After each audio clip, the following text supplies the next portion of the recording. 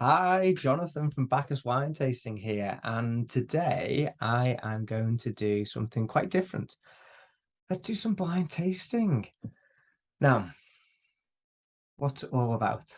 Well, I'll tell you what it isn't, first of all, or what probably the misconception that most people have. This is it's not so much about nailing a great variety or producer or vintage straight away.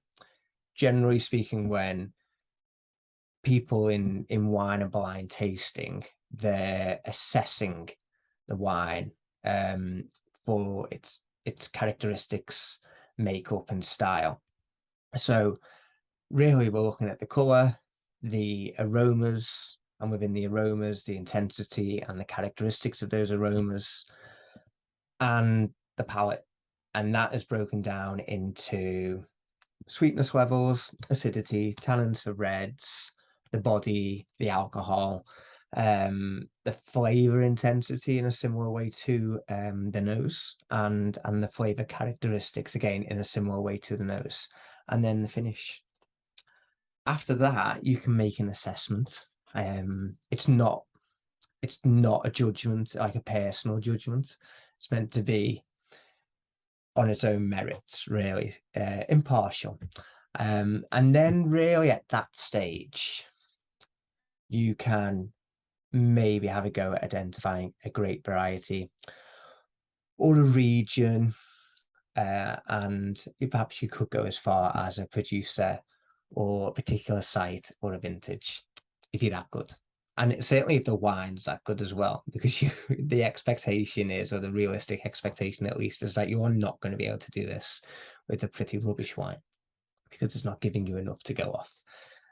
So that's kind of what blind tasting is all about. The fun term is and having wines naked, without the label. I'm pretty sure that's where Naked Wines got their inspiration from their branding. So there's a fun fact for you. So my dear wife has poured me a glass and we've popped it in the bag. Okay, full disclosure, this video is going to require a great deal of trust because, of course, I could have done this all myself. But there wouldn't be much point in the video, I'm sure. Why am I doing it as well? Well, I'm currently studying for my WSET diploma at the moment, and anyone who's familiar with the WSET, which I think I may do a separate video on, blind tasting kind of comes in at level 3 for the first time as an assessment, um, as one part of the assessment. But at diploma level, there are 6 individual assessments really, and of 3 of them are require blind tastings, and certainly even in the classroom sessions, the vast majority of wines tasted are blind. So it is kind of something that I'm doing a lot more of, something that's very hard. So I thought I would do a bit of a video on it, and well, actually, if it turns out completely awful, you're not going to see the video, so that's fine. But I'm quite happy to have a red face at the end because it's the beginning of the journey, and maybe if I do a couple more, maybe I'll get a bit better. So let's get on with the tasting. So it's a white wine. And I do know that it won't be sparkling because I asked for a still wine. So that's the only thing I asked for. So who knows what else it is. So in terms of the color, we kind of look at 2 things. We look at the color and the intensity. So I'm going to say straight off the bat, it's lemon. The vast majority of white wines are anyway, and it's not surprising me. And I'm going to say it's light lemon, actually. It looks really pale. So already, actually, I'm thinking that this is probably young, and it's very unlikely to have seen any oak. I would not have thought. So I think it's going to be kind of a fresher style, but we'll see if the nose goes with that.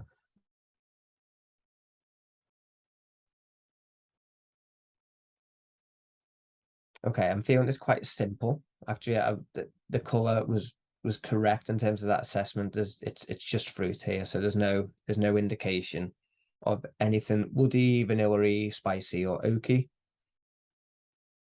And I'm not getting any kind of indications of anything to do with wine making either that might have altered the profile of the wine. Like there's no buttery notes or anything like that. So I'm already kind of thinking now at what kind of price range and things this might be sitting at, but I'll have a little taste first. But in terms of aromas, yeah, citrus, of course, green fruits. It does actually feel on the nose a little bit towards the riper end. Not so much in in kind of new world ripeness. I do actually feel my kind of differentiating point, my filter would be, do I feel like this is new world or old world? I actually feel like it's possibly old world, but it does feel riper. So I'm thinking maybe it's from somewhere slightly warmer. There's a little bit of stone fruit there, not a great deal. It's not kind of overly peachy. I wouldn't really say kind of apricot or nectarine. I just kind of feel it's a bit general stone fruit. It does feel that just a little bit of ripeness of citrus, green fruit. And with it being a little bit riper with the stone fruit as well, I'll probably go in for so pear. The green fruit is quite prevalent, so I would say more pear. Let's see if the palate backs that up. I don't feel like there's anything else going on there at all. I'm gonna definitely not go into the kind of tropical aromas. It's not that ripe, and as I say, I feel like it's maybe more old world.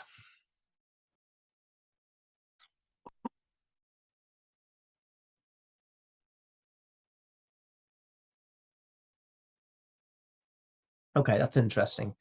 So my first thought there was, I don't think this is a great wine. So this could be woefully terrible, and I could have real egg on my face, but kind of a bit embarrassed that this is on my wine rack.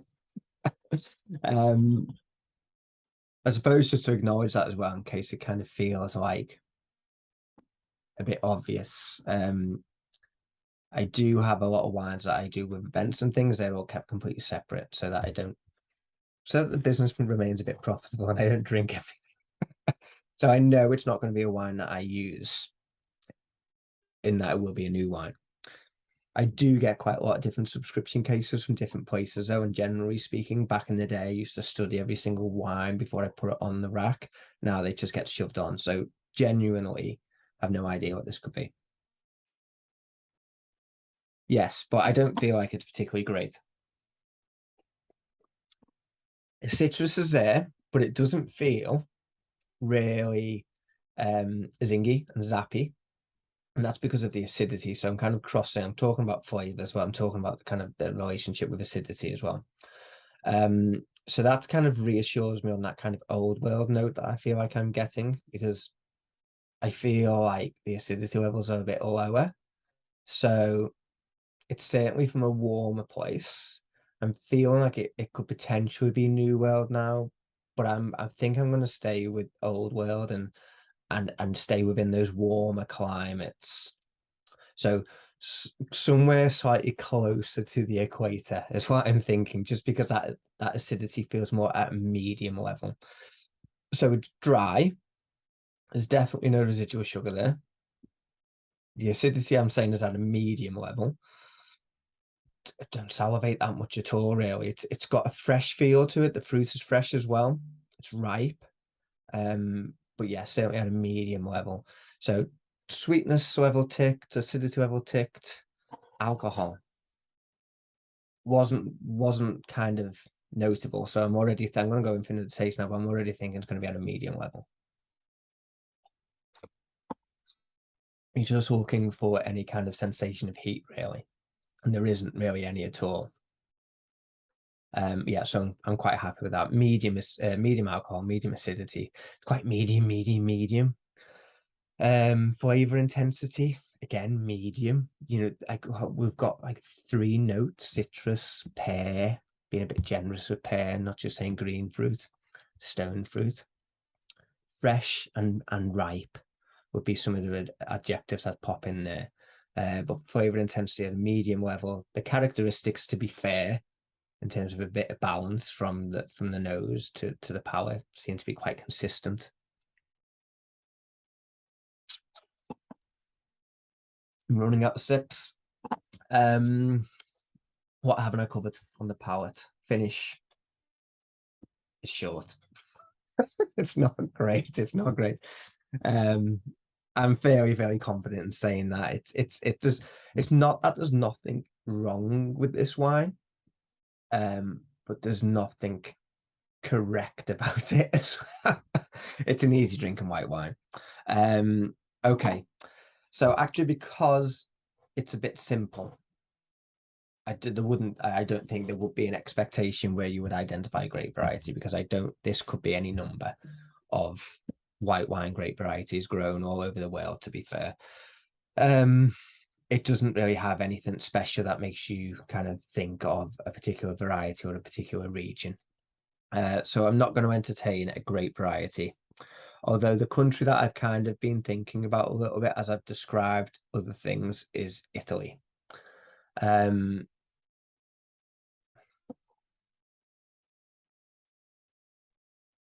the reason I say Italy is I do feel like there is a nice ripeness to this fruit. So I wouldn't say this is a cool climate. For another reason, the acidity level, I would expect the acidity to be higher.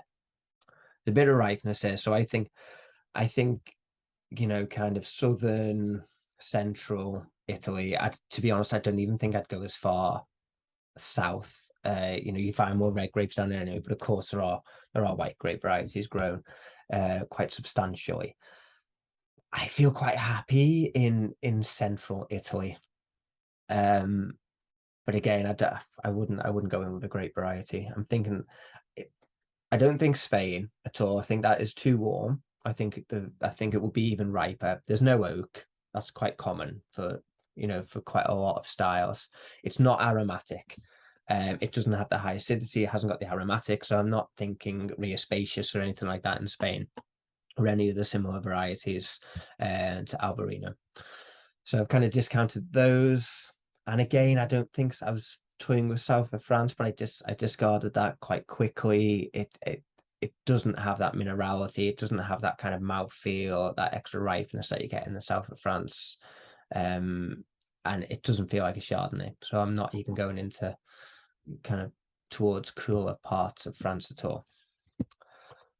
So if I want to stick with my guns and go old world, then I feel like Italy and maybe central Italy is probably the safest place to be. It does kind of, yeah, that little bit of ripeness and stone fruit does feel like it could be from there. But my get out of jail free on this particular tasting is that this is definitely not a fantastic wine. So it could be any number of grape varieties from any number of regions. Let's see. Okay, let's give it a go. Okay.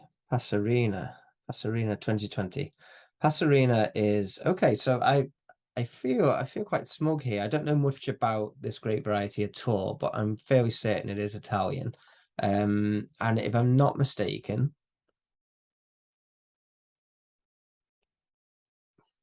yeah, I'm pretty sure that this is quite prevalent in central Italy. I can't think of particular regions. I wouldn't say Tuscany, but certainly kind of like Marsh or Umbria could be could, could be from there. Let's see, light, crisp, and refreshing. Pear and apricot notes with a hint of blossom on the nose. Okay, I didn't really get floral notes to be fair, but I'm quite happy with the pear. I think they're being generous with apricot, if I'm honest. Uh, ripeness was there, but I felt it was quite generic stone fruit. Where is this from? This is Marx's.